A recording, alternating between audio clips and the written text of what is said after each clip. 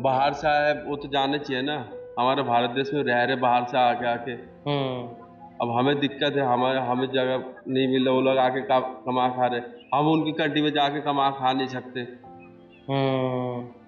ये है मसला सर। फिर पुलिस बार बार क्यों आती है इधर चेक पता करने? नहीं उन लोग का क्या समझ है, हमारी को पता नहीं बेटा। इससे पहले भी आए थे, आज फिर से आए हैं? हाँ, 3-4 बार आ गए। हाँ। उसमें देखने वाली बात यह है कि ये इतने दिन सत्ता पे कहीं रोहिंग्या और बांग्लादेशी के वोटों पर तो नहीं बने हुए थे। तो ये इधर कॉलोनी है, कालिंदी कुंज का पीछे इलाका पड़ता है, और ये वो कॉलोनी है जहां पर असम से आए हुए लोग, मणिपुर से आए हुए लोग, जो जिसे आप कह सकते हैं ना कि हमारे देश के अंदर ही बहुत सारे लोग ऐसे हैं जो प्रवास करके दिल्ली आते हैं काम चलाने के लिए, पैसे कमाने के लिए, रोजगार के लिए। और यहाँ से थोड़ी सी दूरी पर पीछे एक कैंप है, रेफ्यूजी कैंप। वहां पर वो लोग हैं जो बर्मा से, बांग्लादेश से एज ए रेफ्यूजी इंडिया में रह रहे हैं। बहस इस चीज को लेकर है जो हमने आपको एपिसोड के स्टार्टिंग में भी एक क्लिप दिखाई नड्डा साहब की, जिसमें उन्होंने भी आरोप ये लगाया कि कहीं ऐसा तो नहीं है कि आप बांग्लादेशियों के वोट लेकर के सरकार बना रहे हैं। तो बहस इस मुद्दे पर है कि क्या ऐसे कुछ लोग हैं जिनको जो जाली दस्तावेज बनवाकर दूसरे देश से भारत आए और अब यहाँ रह रहे हैं और वोट डाल रहे हैं, और जो आरोप भारतीय जनता पार्टी ने आम आदमी पार्टी के ऊपर लगाया है कि इनकी वोट से आपकी सरकार बनती है, उसमें कितनी सच्चाई है। दूसरी बात ये कि जो रोहिंग्या मुस्लिम्स आकर भारत में रह रहे हैं, जो रेफ्यूजी हैं, जिसकी तस्वीरें आपको स्क्रीन पर दिखाई जा रही हैं उस कैंप की, मैं वहां पर सुबह गया, उन्होंने बात करने से तो परहेज किया क्योंकि उनको डायरेक्शंस थे कि आप बात ना करें। तो क्या वो लोग खुश हैं? उन्होंने अपनी अपनी कहानी बताई। हर देश में कुछ ना कुछ रेफ्यूजीज होते हैं, उन रेफ्यूजीज को लेकर सरकार का क्या रवैया है वो हर सरकार अलग अलग तरीके से अपनाती है। यूनाइटेड नेशन भी उसमें इक्वली इन्वॉल्व रहता है। लेकिन ये एक ऐसी कॉलोनी है जिस कॉलोनी में अलग अलग जगह से आए लोग रहते हैं। यहाँ पर आज सुबह चेकिंग हुई, और अब इस कॉलोनी के लोगों का क्या कहना है वो बात करने के लिए हम यहाँ पर आए हैं। तो मेरे साथ इस वक्त एक दोस्त मौजूद हैं। क्या नाम है आपका? क्या राजू नाम? दास। राजू दास भाई। राजू दास, क्या करते हो आप लोग? मैं सर कवारा में कबाड़ा बीनते हो? और इधर कितना टाइम हो गया आपको रहते हुए? 20 साल हो गए सर। 20 साल हो गए, मतलब यहीं पैदा हुए थे आप? वैसे नहीं, मतलब गाँव में पैदा हुआ। गाँव किधर है आपका? वैसे तो हूँ आसाम का मैं। आसाम से? हाँ। तो राजू भाई, आज इधर सुबह पुलिस भी आई थी जी और अब दिल्ली में चुनाव भी होने वाला है। बिल्कुल सर। तो अब चुनाव से पहले एक नई बहस छिड़ी है। बीजेपी ने भी ये बोला है कि दिल्ली में बहुत सारे रोहिंग्या मुसलमान रहते हैं, या आम आदमी पार्टी उनकी वजह से जीतती है। आप सबसे पहले मुझे बताओ, आप 20 साल से दिल्ली में रह रहे हो, आप वोट दिल्ली में ही डालते हो? जी। वोट दिल्ली में डालते हो, तो आप इस सरकार के बारे में क्या सोचते हो जो अभी अरविंद केजरीवाल की सरकार है, आम आदमी पार्टी की? अब सरकार सर कर रही है, सोच समझ के कदम उठा रही है, वैसे कदम उठा तो सोच समझ के उठा रहा है। अब उनकी सरकार है, वो क्या करे क्या नहीं करे उनकी सोच है। और आज जो इधर सुबह चेकिंग हुई है पुलिस की, उसके बारे में आपको क्या लगता है क्यों हुई है वो? और ठीक थी, गलत ये थी? तो अच्छा है, ये होना चाहिए, इस चीज की होना चाहिए। जो बाहर से आए वो तो जाने चाहिए ना, हमारे भारत देश में रह रहे बाहर से आके आके। अब हमें दिक्कत है, हमारे हमें जगह नहीं मिल रहा, वो लोग आके कमा खा रहे, हम उनकी कंट्री में जाके कमा खा नहीं सकते। ये है मसला सर। तो इस इलाके में भी हैं कुछ लोग नहीं ऐसे सर, क्या? इधर नहीं है। इधर नहीं है सर, बटला हाउस जाकिर नगर की तरफ है। इधर पीछे भी हैं कुछ लोग ऐसे हैं जो बांग्लादेश से, बर्मा से आए हैं भारत में और अभी रह रहे हैं, फिर वो काम वगैरह भी करते हैं, काम कुछ कर रहे हैं सर, काम करके खा रहे हो, नकली नकली कागज बना के रह रहे, नकली डॉक्यूमेंट वगैरह बना के रह रहे। उनको डॉक्यूमेंट्स भी बना के दिए गए हैं डॉक्यूमेंट नकली। बना के दे रहे। फिर वोट भी डालते हैं वो लोग, ऐसा आप हाँ, जानते हो कि आपने देखा है किसी को नहीं ऐसे? वोट ऐसे तो बहुत सारे जानते नहीं है, मतलब कांग्रेस के टाइम पे बना रहे थे सब कागज, जैसे बंगले सब इधर उधर सारे भाग गए सब, जैसे बैंगलोर हो गया, कुछ जाकिर नगर बटला उसकी तरफ चले गए हैं इधर। आपका क्या नाम है अंकल जी? अनोखे लाल। अनोखे लाल जी, क्या करते हैं आप अंकल? कुछ नहीं करता, घूमता रहता हूँ। इधर ही रहते हैं आप? हाँ, इधर ही रहता अच्छा अनोखे जी, मेरा नाम हर्षित है। हम लोग आए आज न्यूज चैनल से। इधर सुबह पुलिस आई थी ना चेकिंग करने के लिए, किस चीज की चेकिंग कर रही थी पुलिस? पता नहीं, बांग्लादेशियों की थी। तो इधर रहते हैं क्या बांग्लादेशी? पता नहीं जी, मैं नहीं जानता हूँ। आप तो बड़े उम्रदराज हैं, आपको पता होगा। सुना तो है, इधर है। इधर हैं, तो उन्हीं की चेकिंग करने आई थी। बाकी किसी को कुछ नहीं बोला। तो वोट डालते हैं आप अंकल? वो क्यों नहीं वोट डालो, जब तक दिल्ली आए तब तो वोट ही गिर रहा हूँ। तो सारा सबूत है हमारे पास। नहीं नहीं, तो आप, मैं ये पूछ रहा हूँ कि आप दिल्ली में वोट डालते हैं या किसी और राज्य में आपकी वोट है? राजू वाला बाहर का, यूपी का हूँ, जिला फरीदाबाद का। तो वोट यूपी डालते हैं कि दिल्ली डालते हैं? दिल्ली डालता हूँ, वहाँ का कट ही गया। वहाँ का वोट कट गया, दिल्ली सारा डालते हैं। जाका पुल पर मेरे पास 4 प्लॉट है। नहीं, मैं आपसे प्रूफ नहीं मांग रहा हूँ, मैं आपसे पूछ रहा हूँ कि अगर आप दिल्ली में वोट डालते हैं तो आपको सरकार का काम कैसा लगा दिल्ली का? सरकार का काम तो अच्छा है। नहीं लगा अच्छा? क्यों? इतनी महंगाई हो रही है, इससे ज्यादा महंगाई है। देखो जो साग 10 रुपए किलो बिकता था 60 रुपए किलो बिक रहा है। कहाँ से खाएंगे? और 2011 से कमाता नहीं। मेरी वाइफ कमाती थी अकेले, 2011 से बैठे बैठे खाता हूँ। आपकी वाइफ कमाती हैं? चल बाप पूछ लो, और भी खड़े हैं। क्या काम करती हैं वो? कूड़ा उठाती कोठियों में। कूड़ा उठाती हैं कोठियों में। कूड़ा। एक चीज बताइए मुझे अंकित जी, अभी बीजेपी ने, भारतीय जनता पार्टी के जो बड़े बड़े नेता हैं, उन्होंने सबने आम आदमी पार्टी के ऊपर ये आरोप लगाया है कि दिल्ली में जो रोहिंग्या मुस्लिम रह रहे हैं या जो बाहर से आए हैं, बांग्लादेश से आए हैं मुसलमान लोग, उनसे आम आदमी पार्टी को वोट मिलता है और उनके दम पे सरकार बनी है। आपका नहीं वो तो पता है, तो उन्हीं की दम पे बनती है सरकार, उन्हीं की दम पे बनती है। उन्हीं को ना, वो उन्हीं के ऊपर कूदते हैं ना। ऐसा लगता है आपको? हाँ, क्योंकि इस कॉलोनी के अंदर जो झाड़ू वाला था ना, पूरा ये कॉलोनी जो हमारा कंजर कुंड में ना, सब टोटली वोट उसको गया, झाड़ू वाले को। वो तो जीरो बना दिया।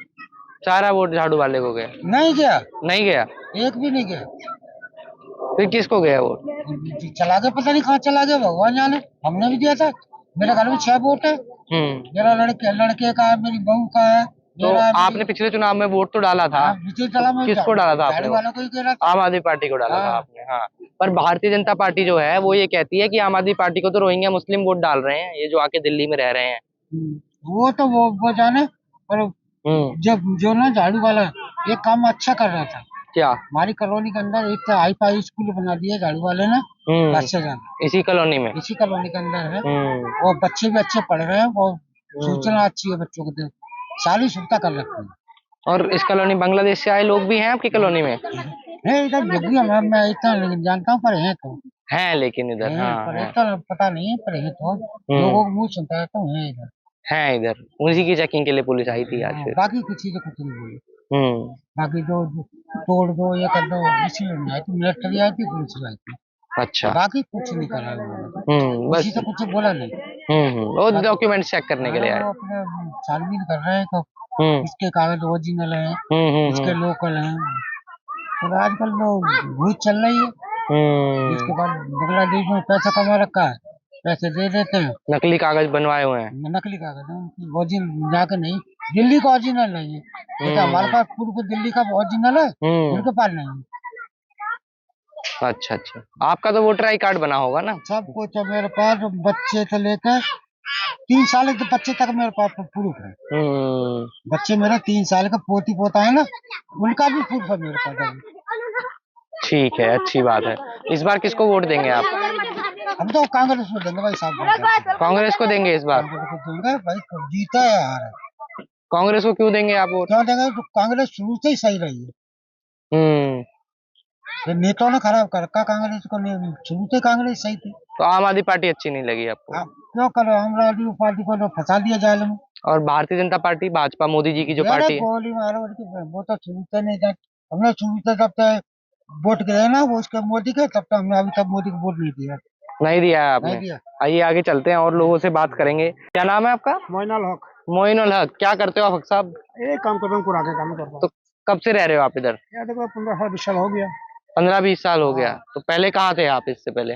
पहले असम थे। असम में गाँव है। तो इधर कैसे आना हुआ आपका? यहाँ आ गया, काम करने आया। काम करने के लिए इधर आए हो? तो वोट डालते हो दिल्ली में ही? नहीं, असम में। वोट असम में डलती है आपकी?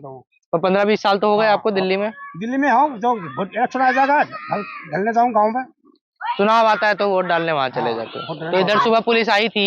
आई थी पुलिस। क्या बोली? पुलिस आया था, चेक कर दिया, पूरा प्रूफ चेक किया गया। तो गांव का आधार, ये वोटर कार्ड, आई कार्ड सब चेक किया।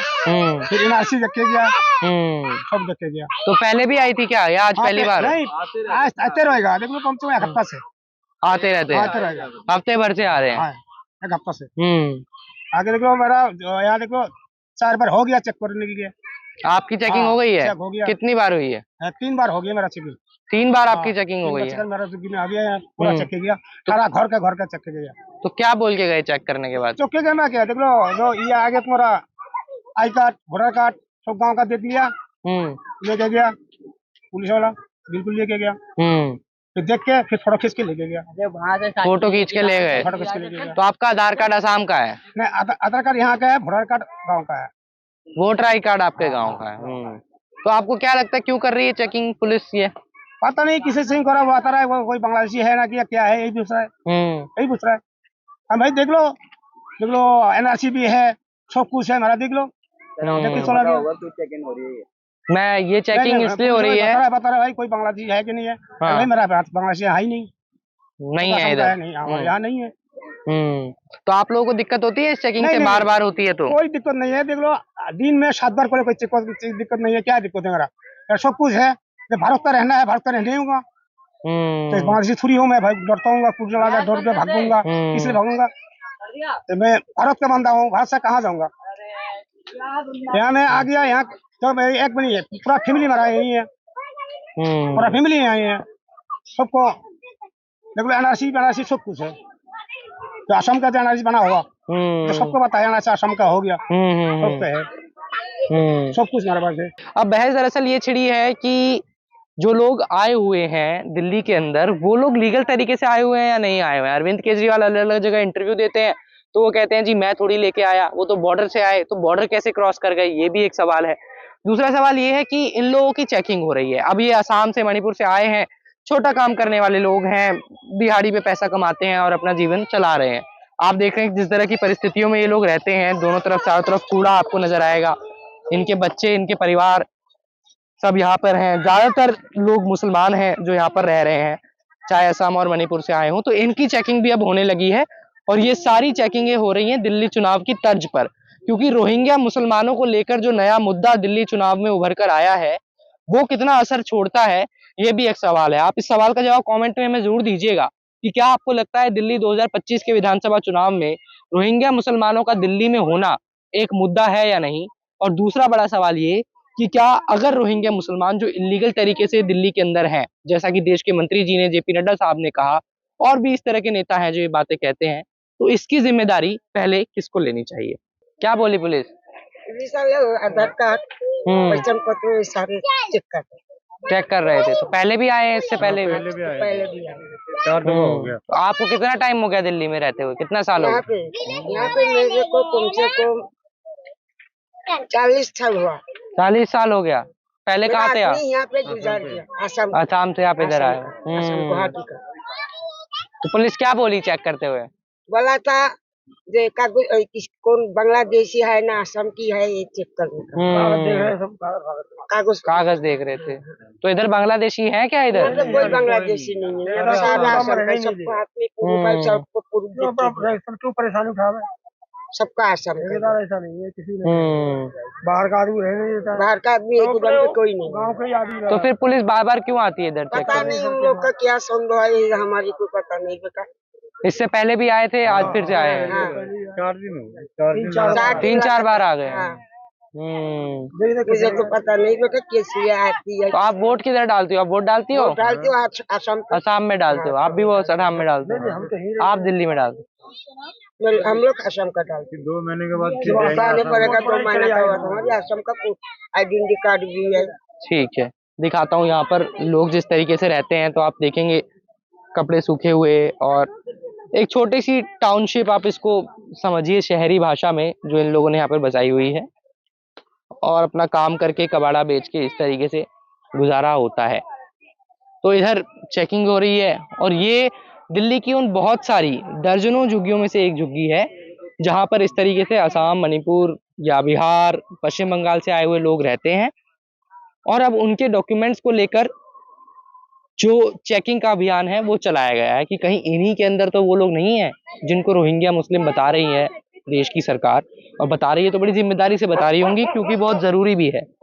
तो कहीं इन्हीं में तो वो लोग इलीगल कागज छुपाकर नहीं बैठे हुए हैं। आप अपनी राय कमेंट बॉक्स में जरूर दीजिएगा कि क्या दिल्ली चुनाव में ये एक मुद्दा है। तब तक आप मोजो स्टोरी देखते रहिए। कैमरा पर्सन अनूप कुमार के साथ मोजो स्टोरी के लिए हर्षित शर्मा।